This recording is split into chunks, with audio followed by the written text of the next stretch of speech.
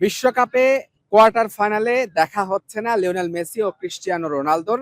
সেই সুযোগটি নষ্ট করেছে ক্রিস্টিয়ানো রোনালদোর পর্তুগাল। তারা তাদের গ্রুপ থেকে গ্রুপ রানার্স আপ হওয়ায় কোয়ার্টার ফাইনালে আর্জেন্টিনার বিপক্ষে পর্তুগালের যে ম্যাচ হওয়ার সম্ভাবনা ছিল সেটি এখন আর নেই। তবে বিশ্বকাপে দেখা হতে পারে এই দুই মহাতারকার, আর সেটি একমাত্র ফাইনালে। দর্শক, গ্রুপের শেষ ম্যাচে পর্তুগাল আজ কলম্বিয়ার বিপক্ষে নেমেছিল এবং এই ম্যাচে জয় পেলে তারা গ্রুপ চ্যাম্পিয়ন হওয়ার একটা সুযোগ ছিল, কিন্তু সেই সুযোগটি পর্তুগাল নিতে পারেনি। পুরো ম্যাচে ডমিনেট করেছে কলম্বিয়া এবং ক্রিস্টিয়ানো রোনালদো তিনি নিজের ছায়া হয়েছিলেন। আগের ম্যাচে জোড়া গোল করেছিলেন, এই ম্যাচে তাকে খুঁজে পাওয়াটা রীতিমতো দুষ্কর ছিল।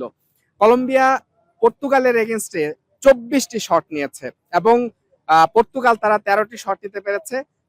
ক্রিস্টিয়ানো রোনালদো কলম্বিয়ার অর্ধে মাত্র দুবার বল স্পর্শ করতে পেরেছেন, একটি মাত্র শট নিয়েছেন। বাকি সময়টা তিনি ছিলেন একদম দর্শকের ভূমিকায়, যেখানে তাকে খুঁজে পাওয়াই দুষ্কর ছিল। বিপরীতে হামিজ রদ্রিগেজ, লুইস দিয়াসরা কিন্তু দারুণ ডমিনেট করেছে পর্তুগালের অর্ধে এবং পর্তুগালকে রীতিমতো তারা সর্বোচ্চ ডমিনেট করে খেলেছে এবং শেষ দিকে একটা গোলও পেয়ে গেছিল। একদম অল্পের জন্য অফসাইডে সেই গোলটি বাতিল করা হয়। তারপরও এই যে এই ড্রয়ে কলম্বিয়া কিন্তু গ্রুপ চ্যাম্পিয়ন হয়ে গেছে। এখন আগে যে লাইন আপটা ছিল কোয়ার্টার ফাইনালে পর্তুগাল তারা খেলবে আর্জেন্টিনার বিপক্ষে, সেই সম্ভাবনাটা নষ্ট হলো। তবে পর্তুগাল তারা রাউন্ড অফ 32-তে তাদের প্রতিপক্ষ এখন ক্রোয়েশিয়া। লুকা মডরিচের প্রতি ক্রোয়েশিয়া, ক্রিস্টিয়ানো রোনালদোর একসময়ের রিয়াল মাদ্রিদ সতীর্থ। এরপর তারা রাউন্ড অফ 16-এ স্পেনের বিপক্ষে খেলতে হবে, শক্তিশালী এবারে বিশ্বকাপের শিরোপার অন্যতম দাবিদার।